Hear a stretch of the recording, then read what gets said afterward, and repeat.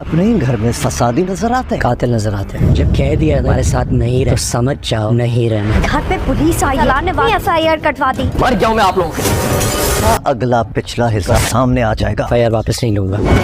Hello friend, ईमान ने जब से सालार को ये एहसास दिलाया था कि वो कातिल नहीं है बल्कि इसे मेंटली तौर पर टॉर्चर करके ये जताया गया है कि वो अपनी माँ का कातिल है, ताकि वो इसे डरा धमका कर इसका सब कुछ इसे छीन ले। जबकि जो सब कुछ इसकी माँ के साथ हुआ था बिल्कुल वैसा ही इसके साथ भी किया गया है। इसलिए सालार को अब अच्छी तरह से अंदाज़ा हो चुका था कि इसकी माँ के कातिल इसके अपने घर वाले ही हैं और इसकी माँ को मारने वाले अब इसकी बीवी ईमान को भी इसी तरह मारना चाहते थे।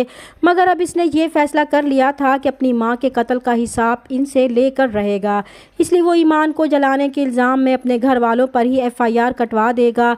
जब पुलिस इन्वेस्टिगेशन के लिए सालार के घर जाएगी तो शहला के होश ही उड़ जाएंगे और वो फ़ौरन ज़ामिन को फ़ोन करेगी कि घर पर पुलिस आई है और इसे यही लगता है कि सालार ने इन पर शायद FIR दर्ज करवा दी है। तो कामरान और ज़ामिन बहुत परेशान हो जाएंगे। कामरान फौरी घर पहुंचने की कोशिश करेगा ताकि पुलिस को इन्वेस्टिगेशन से रोक सके।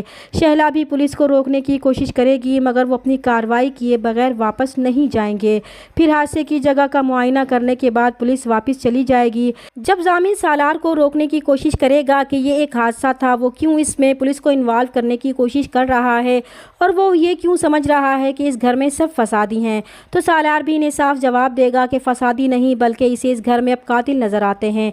तभी ज़ामिन सालार को धमकी देगा कि अगर वो FIR वापस नहीं लेगा तो इसके बचपन के वो सारे राज भी खुलकर सामने आ सकते हैं। मगर अब सालार जान चुका है कि इसे फंसाया गया था, इसलिए वो FIR वापस लेने से साफ इनकार कर देगा। तो ज़ामिन सालार का ये रूप देखकर हक्का बक्का रह जाएगा और डर जाएगा कि अब इसके सारे करतूत खुलकर सबके सामने आ जाएंगे। दूसरी तरफ जमील ईमान को वो वीडियो भेजेगा जिसमें ईमान ने शादी से इनकार किया था ताकि वो ईमान को ब्लैकमेल करके सवेरा को तलाक लेने से रोक सके।